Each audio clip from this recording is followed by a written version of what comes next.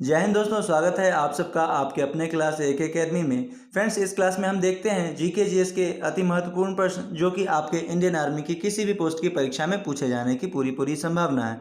तो फ्रेंड्स, ये क्लास अगर आप इस क्लास में नए हैं तो इस क्लास को ज़रूर सब्सक्राइब करें, क्योंकि यहाँ पे अगर इस क्लास में आप रेगुलर रहते हैं तो जीके जीएस से जो भी सवाल आपके इंडियन आर्मी के किसी भी पोस्ट की परीक्षा में पूछे जाएंगे, आप उन सभी सवालों के जवाब बना के आएंगे, निश्चित ही बना के आएंगे। लेकिन आपको इस क्लास में रेगुलर रहना होगा। और फ्रेंड्स, ये अटेंडेंस के तौर पे आप सभी लोग को, जो भी लोग वीडियो देख रहे हैं, अटेंडेंस के तौर पे आप लोग को जय हिंद ज़रूर कमेंट बॉक्स में लिखना है। और चलिए फ्रेंड्स, क्लास को स्टार्ट करते हैं।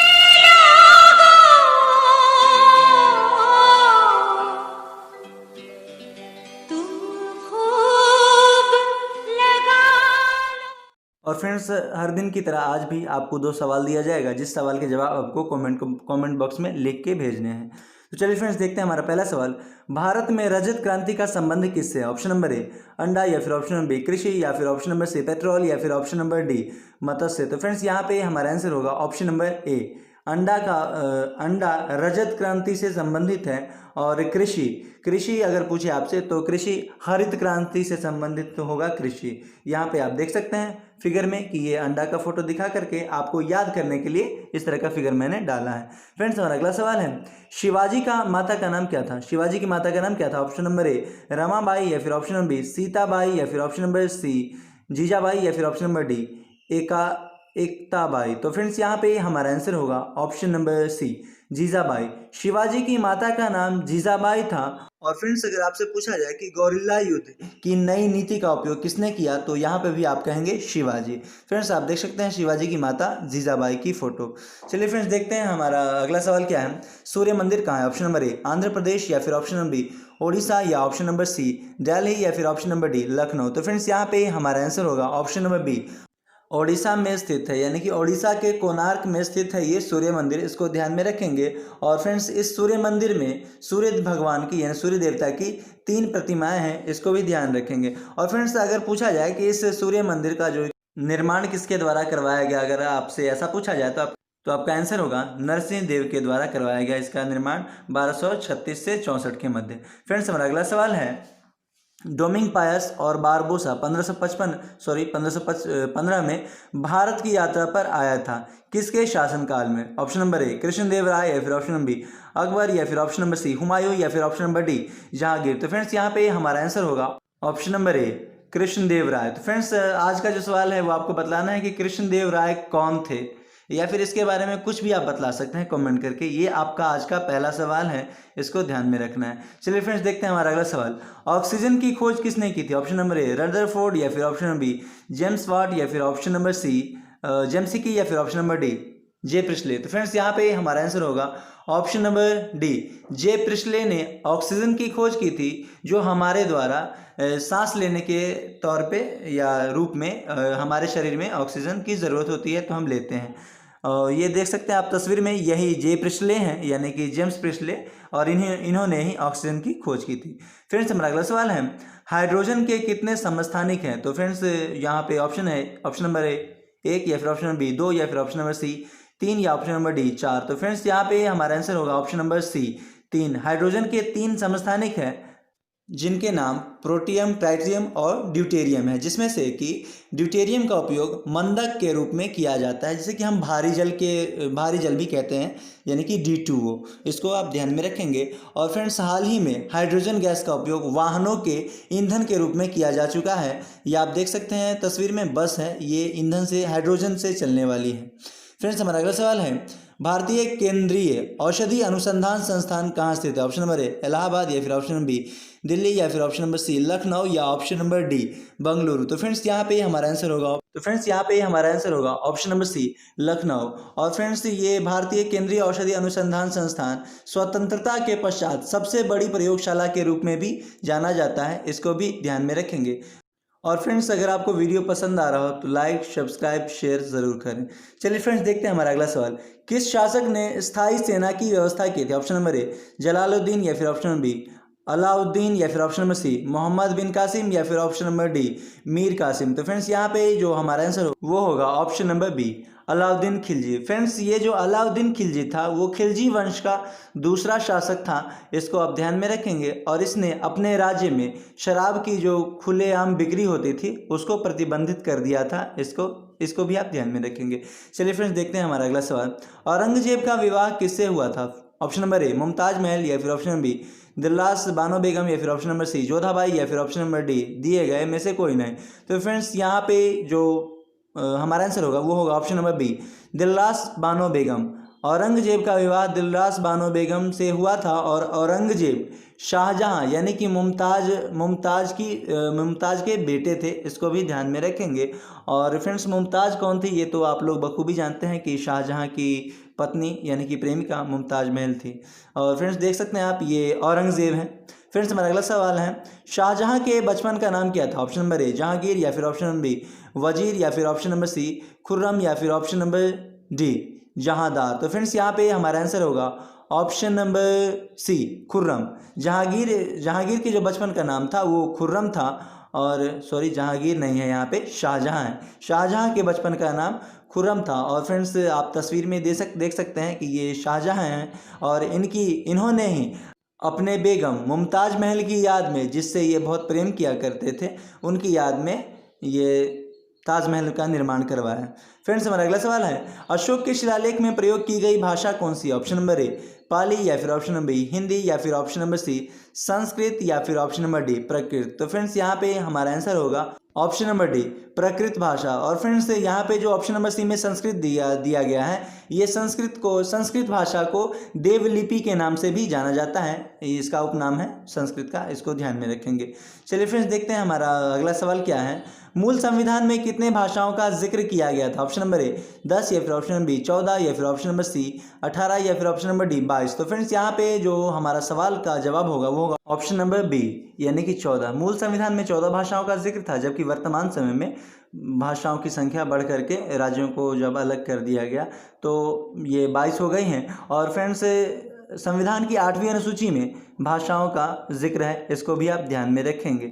चलिए फ्रेंड्स देखते हैं हमारा अगला सवाल क्या है, भारत की सबसे बड़ी खारे पानी की झील कौन सी? ऑप्शन नंबर ए चिल्का झील, या फिर ऑप्शन नंबर बी वुलर झील, या फिर ऑप्शन नंबर सी कैस्पियन झील, या फिर ऑप्शन नंबर डी इनमें से कोई नहीं। तो फ्रेंड्स यहाँ पे हमारा आंसर होगा ऑप्शन नंबर ए चिल्का झील। भारत की सबसे बड़ी खारे पानी की झील जब भी पूछे जाए आपसे तो आप कहेंगे चिल्का झील, जबकि सबसे मीठे पानी की झील आपसे पूछे तो आप कहेंगे वुलर झील। फ्रेंड्स यहाँ पे हमारा आंसर ए होगा, जबकि अगर मीठा पानी का झील पूछा जाए तो आप कहेंगे वुलर झील मीठे पानी की झील है, जिसकी लंबाई 16 किलोमीटर लगभग 16 किलोमीटर है। फ्रेंड्स हमारा अगला सवाल है, भारत में किस वर्ष वन्य जीव संरक्षण अधिनियम लागू किया गया? ऑप्शन नंबर ए 1972, या फिर ऑप्शन नंबर बी 1978, या ऑप्शन नंबर सी 1919, या फिर ऑप्शन नंबर डी 1869। तो फ्रेंड्स यहाँ पे हमारा आंसर होगा ऑप्शन नंबर ए 1972 में भारत में वन्य जीव संरक्षण अधिनियम लागू किया गया। और फ्रेंड्स ऑप्शन नंबर सी जो यहाँ पे दे रखा है 1919, जलियांवाला बाग हत्याकांड 13 अप्रैल 1919 में घटित हुआ था, इसको ध्यान में रखेंगे। फ्रेंड्स हमारा अगला सवाल है, नए राज्य के गठन की क्षमता किस में निहित होती है? ऑप्शन नंबर ए राष्ट्रपति, या फिर ऑप्शन नंबर बी प्रधानमंत्री, या फिर ऑप्शन नंबर सी मुख्यमंत्री, या फिर ऑप्शन नंबर डी संसद। तो फ्रेंड्स यहाँ पे जो हमारा आंसर होगा वो होगा ऑप्शन नंबर डी संसद। किसी भी राज्य का जो गठन करना है, या फिर राज्य में क्षेत्र विस्तार करना है, या शामिल करना है भारत में तो राज्य में किसी भी राज्य को, तो इन सभी प्रावधानों का ये जो भी निर्णय लिया जाता है वो संसद के द्वारा लिया जाता है, इसको ध्यान में रखेंगे। फ्रेंड्स हमारा अगला सवाल है, अत्यधिक मद्यपान से मानव शरीर के किस अंग को क्षति पहुंचती है? ऑप्शन नंबर ए दिमाग, या फिर ऑप्शन नंबर बी हृदय, या फिर ऑप्शन नंबर सी त्वचा, या फिर ऑप्शन नंबर डी आँख। तो फ्रेंड्स यहाँ पे जो मद्यपान यानी कि अत्यधिक ये धूम्रपान करने से हमारे हृदय को अधिक मात्रा में क्षति पहुंचती है, और हमारे हृदय की गति जो है 1 मिनट में 72 बार प्रति मिनट 70 से 72 बार प्रति मिनट हमारा हृदय ये धड़कता है, इसको ध्यान में रखेंगे। और त्वचा हमारे शरीर का जो सबसे बड़ी कोशिका है वो कोशिकांग है, कोशिका नहीं, सबसे बड़ी कोशिकांग त्वचा है।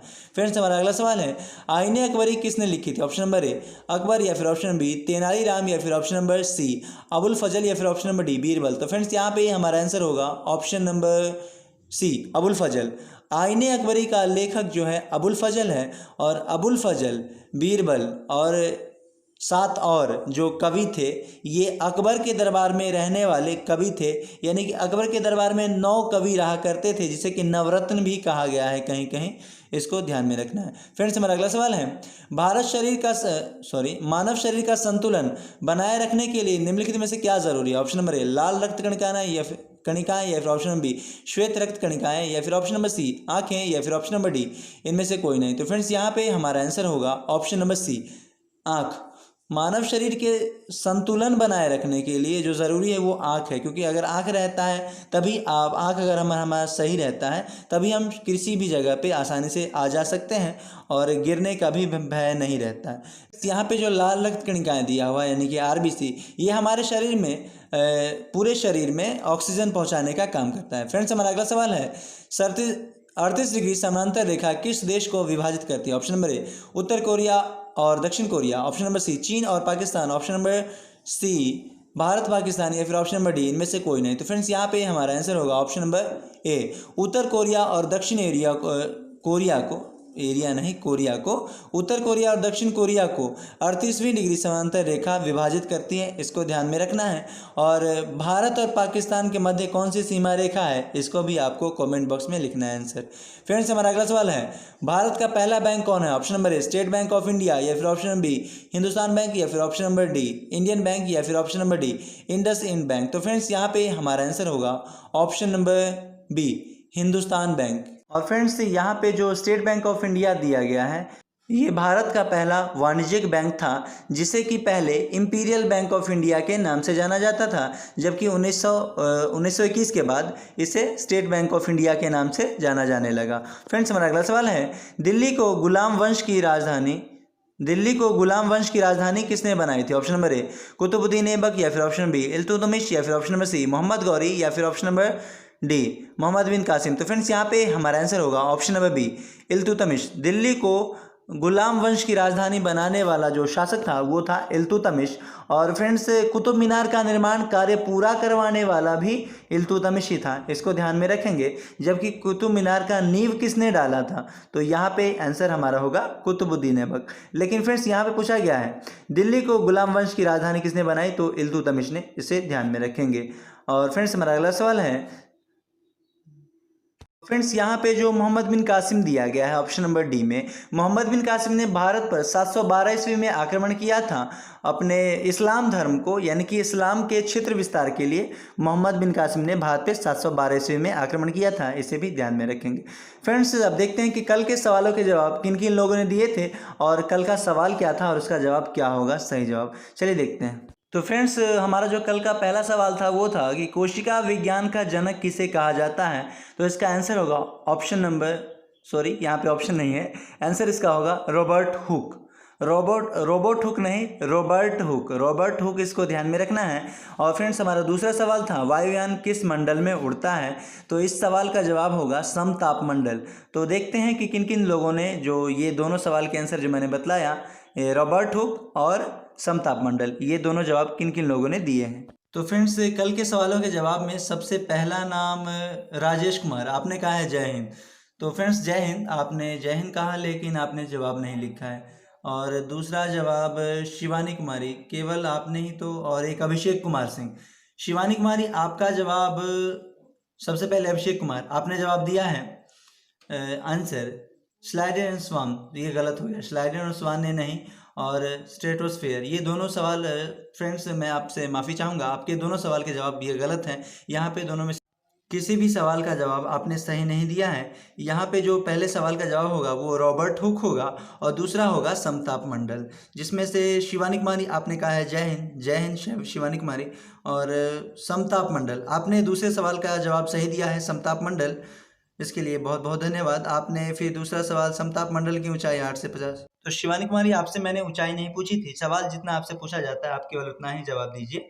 और दूसरे सवाल के जवाब आपने दिए हैं रोबोट हुक, तो रोबोट हुक नहीं रॉबर्ट हुक, आपने कोशिश की है रॉबर्ट हुक लिखने की, यहाँ पे रोबोट हुक नहीं रॉबर्ट हुक आंसर होगा। तो फ्रेंड्स चलिए इसी तरह के इंटरेस्टिंग क्वेश्चन और आंसर के साथ मिलते रहेंगे नेक्स्ट वीडियो में। और फ्रेंड्स आज का जो सवाल है वो मैंने बीच वाले वीडियो के बीच में डाला है, उसको आप ज़रूर देखेंगे और उसका आंसर ज़रूर लिखेंगे।